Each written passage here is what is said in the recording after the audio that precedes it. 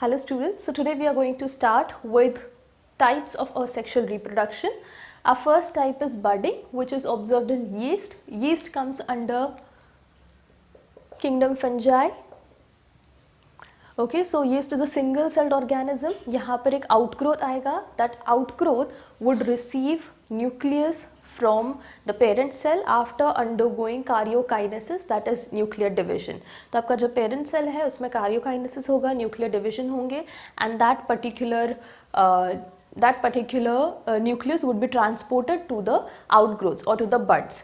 और फिर ये जो बड है इसमें कंस्ट्रिक्शन होना स्टार्ट हो जाएगा. कंस्ट्रिक्शन मतलब narrowing, and then it will get detach from the parent body and will start living as new organism. Okay, तो ऑब्वियसली उसके बाद फूड कंज्यूम करके उनकी साइज जो है वो बढ़ेगी and it will grow into a new organism. So this was about budding. Coming to fragmentation, it is observed in algae like spirogyra. तो ये मल्टीसेलुलर ऑर्गेनिजम्स में बेसिकली होता है fragmentation. Now here let's consider this as spirogyra. Spirogyra में fragmentation होगा. Fragments का मतलब होता है पीसेस, तो ऑब्वियसली वो टूट जाएंगे. Will be having lot of pieces of this and then each piece would grow into a new organism. Okay, so parent organism would undergo fragmentation, that is formation of fragments, and then each fragment would grow into a new organism. That's the basic criteria of fragmentation. Coming to binary fission. Binary is two, fission is breaking. So when you're breaking an organism into two pieces, that would be called as binary fission. Okay, so in this case binary fission is of three types. We have irregular or simple binary fission, we have longitudinal binary fission, and you have transverse binary fission. Irregular binary fission is observed in amoeba. Irregular नाम से ही पता चलता है. यहाँ पर जो plane of cut है that's not fixed. कहीं से भी the cut can be in this direction or it can be in this direction or it can be in this direction.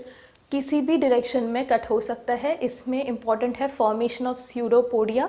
Pseudopodia is like this constructions like that. तो जहाँ से भी cut होना है वहाँ से एक डिप्रेशन फॉर्म होते जाएगा. The nucleus will also divide, the cytoplasm is also going to divide. Over here and here if you observe the major difference is यहाँ पर जो साइटोप्लाज्म है वो बड्स को इतने ज़्यादा क्वांटिटी में नहीं मिल रहा है.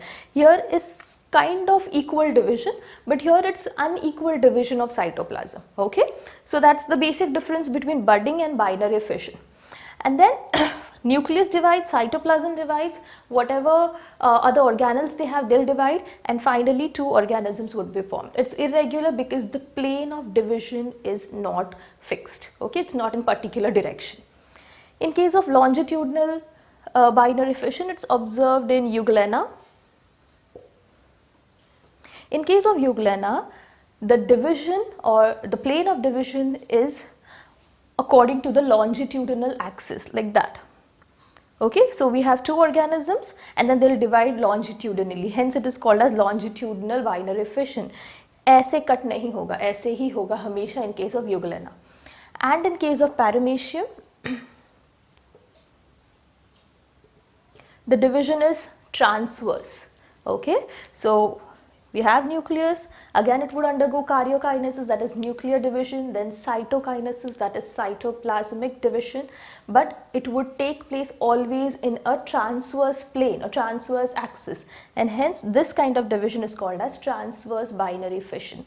Between binary fission and fragmentation, the major difference is fragmentation is a type of asexual reproduction found in multicellular organisms, whereas binary fission is observed in unicellular organisms. यहाँ पर already आपके पास बहुत cells हैं and those are getting divided into pieces and then into new individual. Binary fission में एक ही cell है और वो एक ही cell जो है आपका that's going to divide into various one cell is going to divide into two daughter cells. Okay, so we have binary fission over here.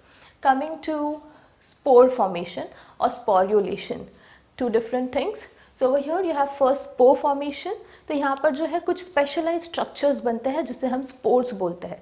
These are very much common in case of algae and in case of fungi. So in this case, the first one, zoospores, are more commonly observed in case of algae, whereas conidia These are also kind of spores which you can observe over here are more common in fungus, okay, in fungi. So over here in case of zoospores, now you have this algae called Chlamydomonas.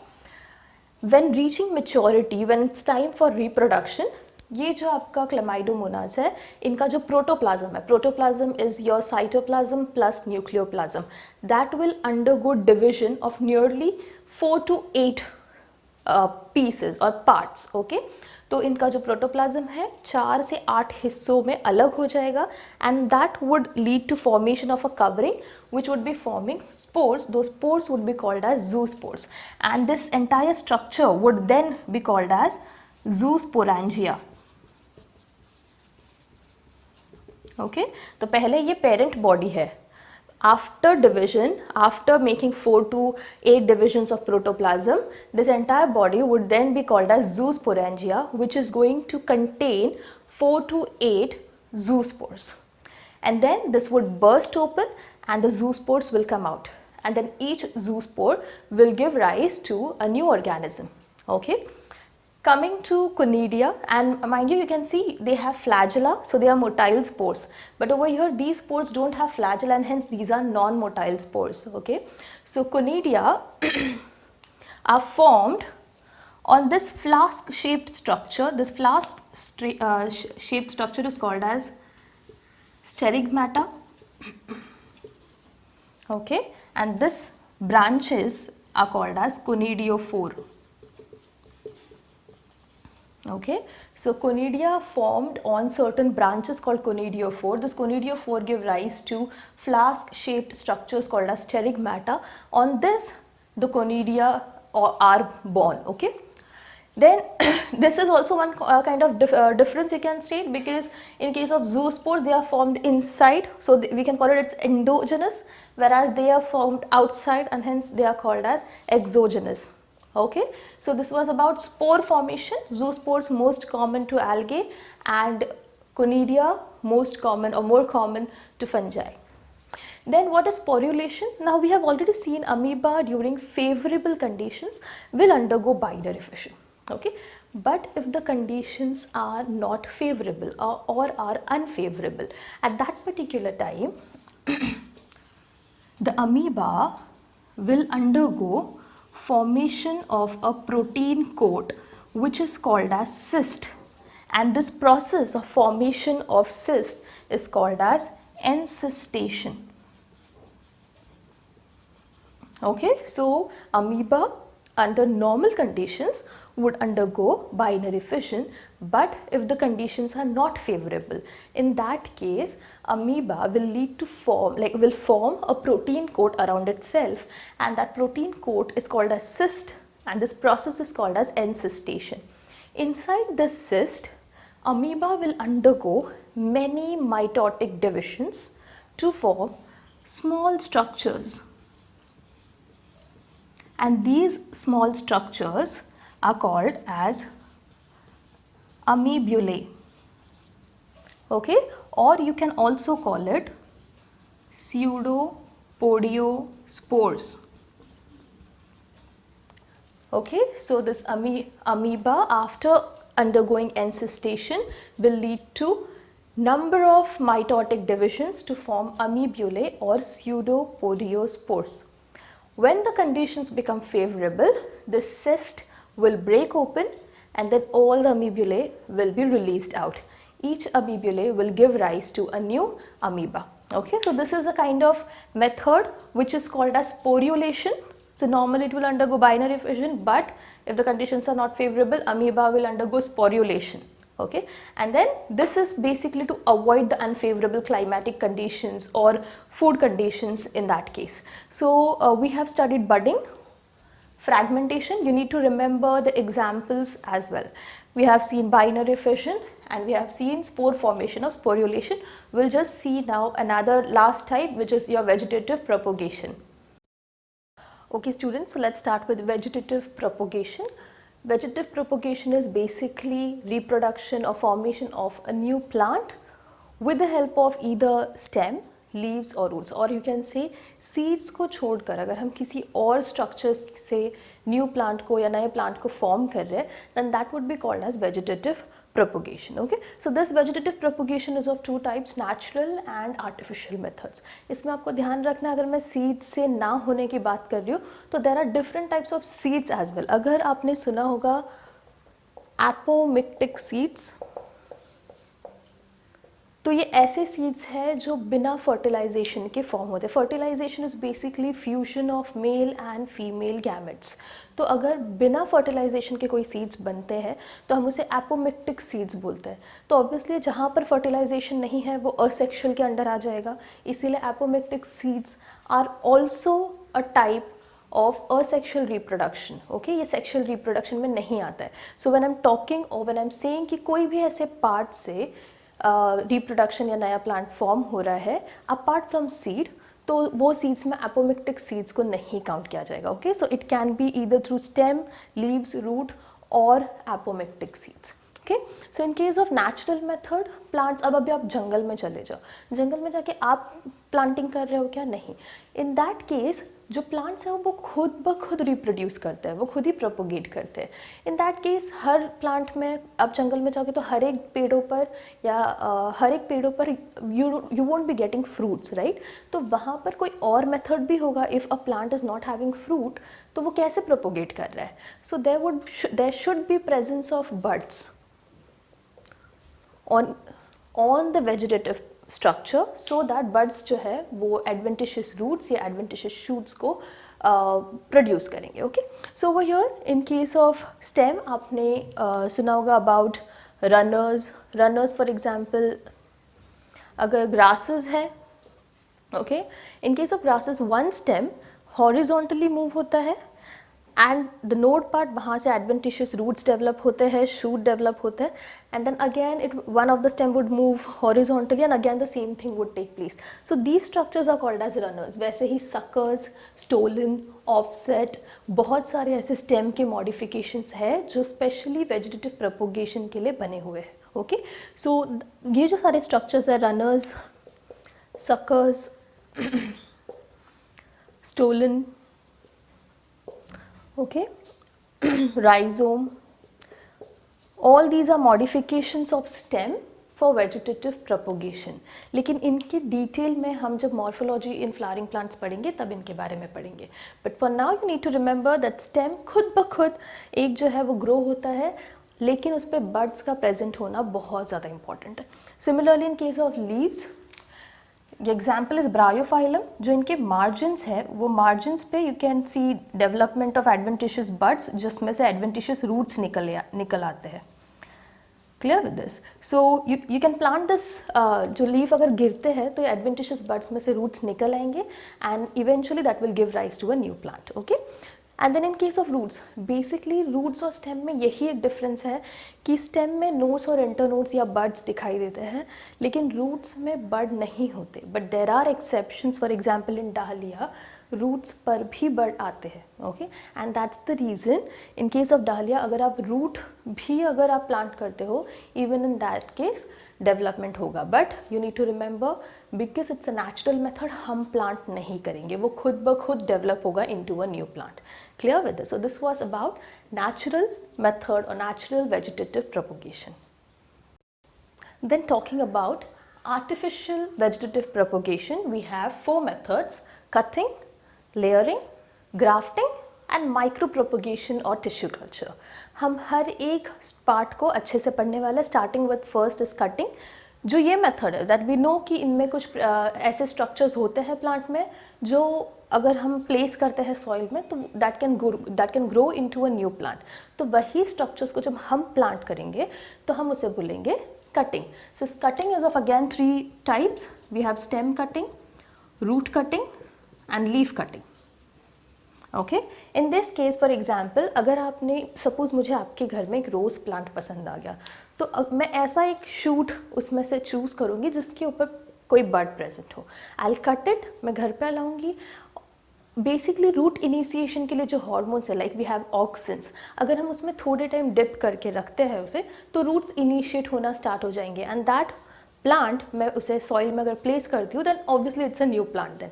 Clear with this?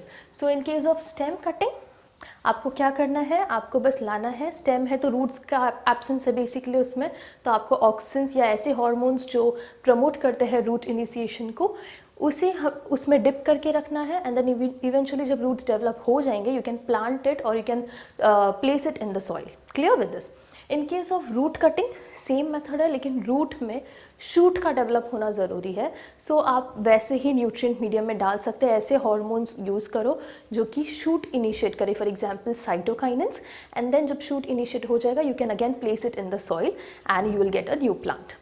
In case of leaf cutting similarly ऐसा leaf choose करना है जिस पे buds आते हो। Okay, for example we have snake plant, आप इसको cut कर सकते हो पीसेस में, then you can place it vertically. Okay, जब आप वर्टिकली प्लेस करोगे obviously you will need hormones which will initiate root as well as shoot initiation. Okay, so आपके कटिंग मेथड में we have stem, root, leaf. Stem में you can give example of rose, in case of root you can give example of tamarind. So basically you need to cut that particular part which shows presence of bud, and then वो जो है आपको nutrient medium या hormone से treat करना होगा, and then you can place it in the soil. You'll get a new plant. So this was about cutting. We'll see types of layering. So layering is of three types. We have tip layering, we have trench layering, and we have air layering. It's very easy, आपको याद रखना है layering में एक ही plant होता है, grafting में हमें दो प्लांट्स की ज़रूरत होती है। So in this case, in case of tip layering हम क्या कर रहे हैं, we need to choose a branch which is soft. आप 1 ईयर ओल्ड ऐसा कोई शूट ले सकते हैं जो अभी अभी डेवलप हुआ है, लाइक 1 ईयर का टाइम स्पैन हो, तो आपको कंपेरेटिवली उस पर बाक वगैरह उतना ज़्यादा नहीं होगा और सॉफ्ट होगा, so you can easily bend it. तो आपको ऐसे एक सॉफ्ट शूट या सॉफ्ट ब्रांच को चूज़ करना है, and then you need to bend it inside the soil. आपको सॉइल के अंदर तक उसे बेंड करना है, लेकिन टिप जो है वो ऊपर की तरफ फेस करना चाहिए। एंड देन इवेंचुअली सॉइल के प्रेजेंस में जैसे आएगा तो ये वाले पार्ट में जो भी बड होगा, that bud will help in formation of roots. Okay, और ये जो आपका टिप है that will grow and form shoot. So this method is called as tip layering. अभी आपको इसमें याद रखना है कि हम एक ही प्लांट को यूज़ कर रहे हैं। Okay, and moreover we need to choose a soft basal branch. Okay, नीचे वाला बेस की तरफ टूवर्ड्स होना चाहिए, so that you can easily bend it. आपको सॉइल में प्लेस करना है, बट जो उसका टिप है वो ऊपर के डायरेक्शन में होना चाहिए। So this method is called as tip layering. In tip layering is similar to trench layering. Basically ये भी और ये सेम ही है। द ओनली डिफरेंस इज जब भी आप ट्रेंच आपके दिमाग में आता है तो trench is basically a pit, खड्डा जैसे। So we need to dig a trench over here. बस हमने क्या किया, सेम मेथड अप्लाई किया है, लेकिन हमने वो जो बड्स है दैट सॉफ्ट बेसल ब्रांच और हैव एटलीस्ट 2 or 3 बड्स, हम उसे वो ट्रेंच के अंदर प्लेस कर रहे हैं और ऊपर से सॉइल से कवर कर रहे हैं। इन दैट केस अगर suppose this shoot has 2 buds, तो both the buds would develop adventitious roots और फिर यहाँ से आपका स्टेम डेवलप होगा। So you will be getting these 2 plants. आप ये प्लांटलेट्स को निकाल के कहीं और जगह पर भी प्लेस कर सकते हो। Clear with this? So this was about tip layering and trench layering. Air layering is slightly different. आपको यहाँ पर for example in case of lemon, कोई भी आप ऐसे एक ब्रांच चूज़ करो, उसमें एक रिंग जैसे कट मारो। So you need to thin it up, उसको थोड़ा सा थिन करना है। आप जब थिन कर दोगे इसके ऊपर आपको अप्लाई करना है grafting clay. Now this grafting clay is basically made up of cow dung, हे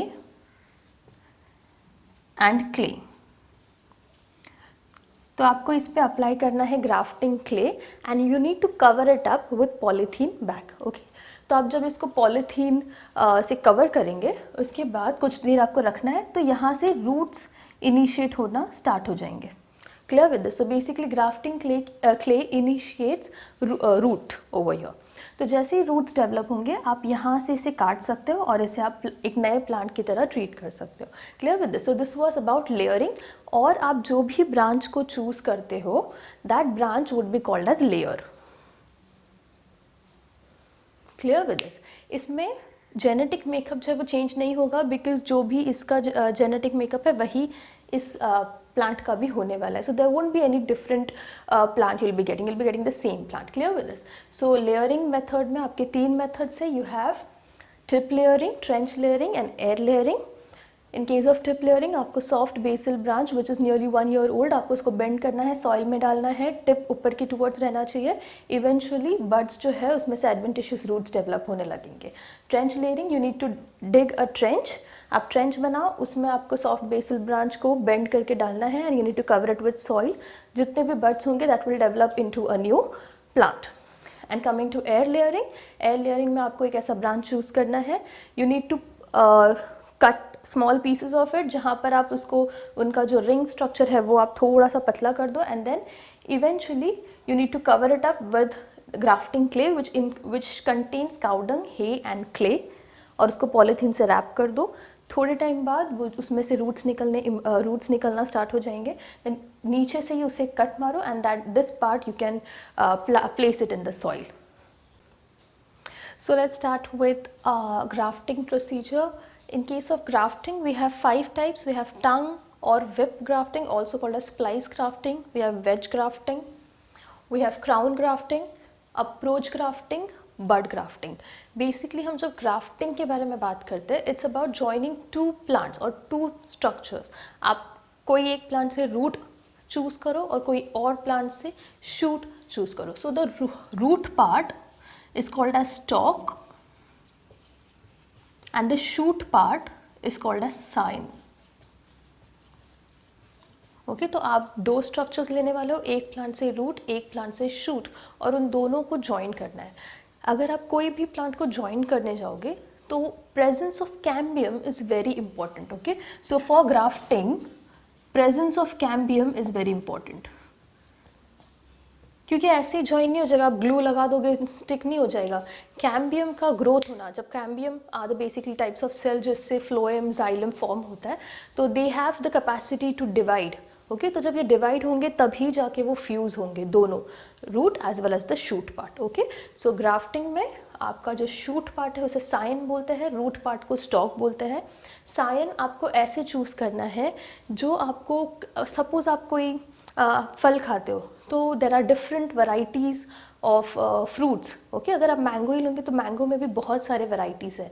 तो अगर मुझे जो पसंद है, okay like for example if I love Alphonso, तो मैं उस वो जो प्लांट है उसका शूट चूज़ करूँगी, that would be called a scion. Root जो है आप ऐसे चूज़ करो जिसका एंकरेज बहुत स्ट्रॉन्ग है, ओके जो वाटर को ईजिली व्हाट यू से पुल अप कर सकता है. Certain kind of characteristics should be there in case of root. But आपको याद रखना है जब भी आप ग्राफ्टिंग करते हो तो साइन के जो कैरेक्टरिस्टिक्स है वही आपको नए प्लांट में दिखने में आएंगे. And that's the reason scion आपके डिज़ायर्ड क्वालिटीज़ के अकॉर्डिंगली होना चाहिए. Clear with this? So starting with tongue or whip grafting, this is the upper part is my scion, the lower part is my stalk. सिर्फ shape के basis पर हमने इन्हें classify किया हुआ है. So in case of tongue और whip grafting you can imagine it to be like this. Okay kind of ऐसे, तो एक दूसरे के टंग्स जैसा शेप है और वो एक दूसरे में अटैच्ड है. सो दैट्स अ टंग और विप ग्राफ्टिंग. ये एक बेटर वे है बिकॉज इसमें ज़्यादा से ज़्यादा सरफेस एरिया जो है स्टॉक का और साइन का ज्वाइन हो जाता है, तो एकदम टाइटली ये बाइंड हो सकते हैं एक दूसरे से. Clear with this? So next is veg grafting. Wedge grafting में आप स्टॉक को वी शेप का कट दोगे, साइन को आप वेज शेप का कट दोगे. Okay so stock is having V-shaped cut, whereas scion is having wedge-shaped cut. Okay, and then obviously you need to wrap it up with the polythene. Okay. Coming to crown grafting, अगर आप देखो यहाँ पर जो आपका stock है वो काफ़ी बड़ा है, उसका जो गर्थ है that is larger than the scion. और आपके जो साइन के छोटे छोटे स्टिक्स है, आपने क्या किया है, हर एक जगह पर आपने कुछ कंस्ट्रक्शंस बनाए हैं एंड देन आपने हर एक वो कंस्ट्रक्शंस या अपर्चर्स में आपने साइन को प्लेस किया है. Clear with this? So corner में हम डाल देते हैं and then you can cover it up with either polythene और clay. So this is about crown grafting. Approach grafting is little bit interesting. Let's suppose ये जो है आपका ये साइन जो है you have desired qualities of this और आपका एक अपने स्टॉक चूज़ किया है. ओके इन दिस केस आपको स्टॉक पे you need to make a cut, Similarly in case of cyan you need to make a cut. अब आप इन दोनों को ज्वाइन कर दोगे, okay, and you cover it up with the polythene. कुछ time आप दो उसे ताकि कैम्बियम्स जो है वो मैच हो जाए. जब कैम्बियम्स मैच हो जाएंगे उसके बाद, now this was your stock right, this was your stock and this was your scion. तो आपको बेसिकली ये प्लांट चाहिए, तो आपको यहाँ से कट करना है, okay, this part you have to cut and similarly you need to cut from your, so इससे भी अलग हो जाएंगे and this is your new plant. Clear with this? So approach grafting में आपका स्टॉक और साइन को इस तरीके से कट करना है, दोनों को ज्वाइन करना है एंड देन पॉलीथीन से कवर अप करना है. Then when you wrap it up with the polythene, cambiums जब मैच हो जाएंगे उस टाइम पे आपको यहाँ और यहाँ से कट करना है so that it is free from this plant and then you'll get a new potted plant. Clear with this? This is approach grafting. And then you have bud grafting. In case of bud grafting, आपका जो सायन है वो एक condensed shoot है, that is bud, that is in the form of bud, इसीलिए हम उसे bud Sion बोलते हैं. And this is my suppose root stalk. तो root stalk में मैं एक T shape का कट करूँगी. I'll open it up.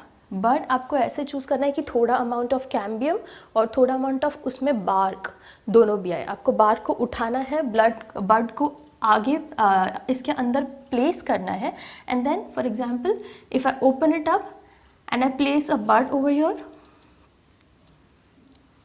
I place a bud inside this, आपको यहाँ से और यहाँ से इसको रैप करना है. आपको ये ओपन रखना है ताकि यहाँ से शूट निकल आए. Okay, so this was about grafting. Grafting के बाद जब प्रॉपर सक्सेसफुल ग्राफ्ट हो जाते हैं उसके बाद हम उसे कॉम्पोजिट प्लांट बोलते हैं.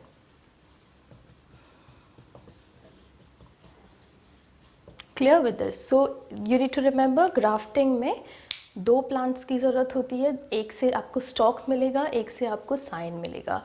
आपका जो साइन है इस तरीके से चूज़ करना है कि उसके जो क्वालिटीज़ है आपके डिज़ायर के अकॉर्डिंग हो. ओके, व्हाट यू वांट ऐसे क्वालिटी साइन में होने चाहिए, because the plant will represent और look like the scion itself. Okay, then आपका we have 5 types: tongue grafting, wedge grafting, crown grafting, approach grafting and bud grafting. Tongue grafting में tongue जैसे shape में आपको cut करना है. ये ज़्यादा बेटर है बिकॉज टाइटली अटैच्ड होगा, बिकॉज सरफेस एरिया जो है ज़्यादा सरफेस एरिया कवर अप होता है. देन वेज ग्राफ्टिंग, एक को वी शेप कट, एक को veg shape cut. In case of crown grafting आपका जो स्टॉक है वो ज़्यादा बड़ा है एंड देन उस एक स्टॉक पे आप बहुत सारे साइंस को अटैच कर सकते हो. इन केस ऑफ अप्रोच ग्राफ्टिंग आपको दोनों में दोनों स्टॉक और साइन में कट इस तरीके से मारना है कि आप अगर उसको ज्वाइन कर दोगे then you wrap it up with the polythene paper और पॉलीथीन कवर एंड देन जब इसका कैम्बियम मैच हो जाएगा तो ये वाला हिस्सा और ये वाला हिस्सा आपको कट करना है so that you will get a new plant. In case of bud grafting T shape का एक कट देना है और उस टी शेप के कट में आपको बड को प्लेस करना है. आपको पहले बाग को थोड़ा उठाना होगा, बड को प्लेस करना होगा, then you leave the bar. तो कैम्बियम जब मैच हो जाएगा उसके बाद bud is basically a condense shoot, तो शूट डेवलप हो जाएगा. Clear with this? So this was about grafting. Grafting में जो ग्राफ्टिंग होने के बाद जो प्लांट बनेगा उसको हम कंपोजिट प्लांट बोलते हैं, because one part is from another plant और दूसरा जो पार्ट है वो दूसरे प्लांट से. हर एक ग्राफ्ट सक्सेसफुल हो ऐसा ज़रूरी नहीं है. बहुत बार जो कैम्बियम है वो मैच नहीं करता है, सो ऐसे बहुत सारे ग्राफ्ट्स होंगे जो मैच नहीं करे तो फिर वो नहीं फॉर्म होगा into new plant. So there would be, आपको अच्छे से करना होगा, उसका कैम्बियम मैच होना चाहिए. As I have said, cambium का मतलब है ऐसे सेल्स जो डिवाइड होके नए फ्लोएम के सेल्स, नए जाइलम के सेल्स बना सकते हैं. So this would be possible only when cambium is matching. Okay, so this was about grafting. Okay, so our last method is micro propagation और टिश्यू कल्चर. ओके, अब इसमें ज़रूरी है आपके मेरिस्टेमेटिक सेल्स. अब कहाँ प्रेजेंट होते हैं मेरिस्टेमेटिक सेल्स? या तो रूट टिप्स या शूट टिप्स पे.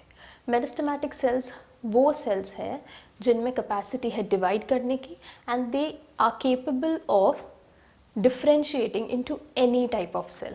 मेरिस्टेमेटिक सेल से पैरेन्काइमा सेल बन सकता है, कोलेनकाइमा बन सकता है, स्क्लेरेनकाइमा बन सकता है. So these cells are capable of differentiating into any type of cell in plants.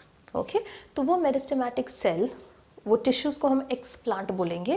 That explant is placed in nutrient medium nutrient medium मिलेंगे तो ऑब्वियसली वो सेल्स डिवाइड होंगे. बहुत बार कंटिन्यूस डिविजन के बाद it will lead to group or mass of cell which is called as callus. इस callus को agitate किया जाता है and then some cells are placed in another nutrient medium. ये न्यूट्रिएंट मीडियम में आप कौन से हॉर्मोन्स डाल रहे हो उसके बेसिस पे प्लांट के पार्ट्स फॉर्म होते हैं. फॉर एग्जांपल मैंने पहले भी कहा है आपको, रूट इनिशिएशन के लिए ऑक्सिन्स इंपॉर्टेंट है और शूट इनिशिएशन के लिए साइटोकाइनेंस इंपॉर्टेंट है. तो न्यूट्रिएंट मीडियम में ऑक्सिन्स ज़्यादा है या साइटोकाइनेंस ज़्यादा है, उसके ऊपर डिपेंड होगा कि रूट्स पहले आएंगे या शूट पहले आएंगे. एंड जब आपके ऑक्सिन्स और साइटोकाइनेंस का लेवल ऑलमोस्ट सेम होता है तो कैलस ही फॉर्म होगा. You need to increase the level of auxin for root initiation, you need to increase the level of cytokinin for shoot initiation. Clear with this? So this is basically micro propagation और tissue culture, because ये small scale पे हो रहा है. And more over आपके ये जो plantlet form होगा वो आप बाद में सॉइल में से प्लेस कर सकते हो. Okay, so you need to remember आपको मेरिस्टेमेटिक सेल्स की ज़रूरत होगी. Meristematic cells are those cells which can divide and are capable of differentiating into any type of cell in case of plants. Meristematic cell को यहाँ पर हम जो tissue लेंगे उसे हम एक्स प्लांट बोलेंगे.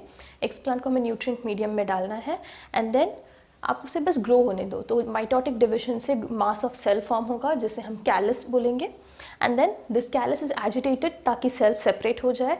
सम cells would be taken in another nutrient medium depending on आप कॉन्सेंट्रेशन क्या रख रहे हो हॉर्मोन्स का, वेदर इट बी ऑक्सिन और साइटोकाइनिन, रूट या शूट इनिशिएट होंगे. This plantlet can then be placed in soil and you will get a new plant. This is tissue culture. इसका एक बेनिफिट ये है कि आप अगर डिजीज्ड प्लांट भी है तो डिजीज प्लांट में जो सबसे ऊपर जो सेल्स होंगे वहाँ तक डिजीज़ पहुँच ही नहीं होती है. So even from a disease plant आप डिजीज़ फ्री प्लांट बना सकते हो. ओके, सो फॉर एग्जांपल अगर you have a plant, suppose उसके लीव्स वगैरह इन्फेक्टेड है, यहाँ से अगर वो जाएगा भी तो भी ये कंटिन्यूसली डिवाइड हो रहा है. सो यहाँ के जो सेल्स हैं वो नए हैं. ओके, उनको अभी तक डिजीज़ अफेक्ट नहीं हुआ है. That's why even if this plant is suffering from a disease, जो ये है मेरिस्टेमेटिक सेल्स है उनमें डिजीज़ नहीं है, तो इसलिए आप डिजीज्ड प्लांट से भी डिजीज़ फ्री प्लांट बना सकते हो using tissue culture technique. So this was about today's lecture. We had studied vegetative propagation, जो सीड्स के बिना, सीड्स के अलावा और कोई प्लांट पार्ट से अगर प्रोपोगेशन हो रहा है that would be called as vegetative propagation. इसमें हमने दो मेथड्स देखे, natural method and artificial. Natural method में प्लांट्स खुद ही प्रोपोगेट होगा, आर्टिफिशियल में हम हेल्प करेंगे.